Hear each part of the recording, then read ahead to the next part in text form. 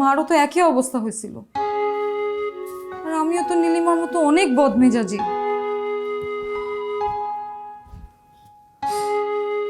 কি করব আমি? নীলিমা! ইউ আর রাইট, সব খুব ভালো ছিল। আমি প্রথমে ওকে মানতে পারিনি, মেনে নিতে পারিনি, কিন্তু ওর ভালোবাসা, সরলতা, সততা আমার মনটা জয় করে নিয়েছে। আমি মানুষ চিনতে ভুল করি না, বুঝলে?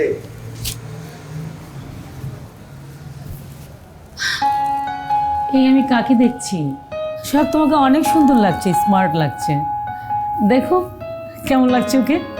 আচ্ছা, তুমি সবসময় এরকম কাপড় চোপড় কেন পরো না? মানে গ্রামের কাপড় চোপড় কেন পরো বলো তো আমাকে? তুমি যদি এরকম স্মার্টলি থাকো, কাপড় চোপড় পরো, তাহলে তো আমার মেয়ে তোমাকে কখনোই অপছন্দ করবে না। মবে আমি গ্রামের সহজ সরল একটা ছেলে, সাধারণভাবে জীবনযাপন করে আমি অভ্যস্ত।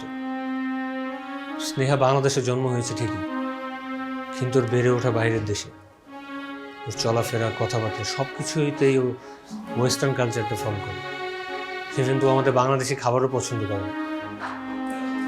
আমাকে তো একদম সহ্যই করতে পারে না। আমাকে দেখলেই ওর মনে হয় যে মেজাজ আরও খারাপ হয়ে যায়।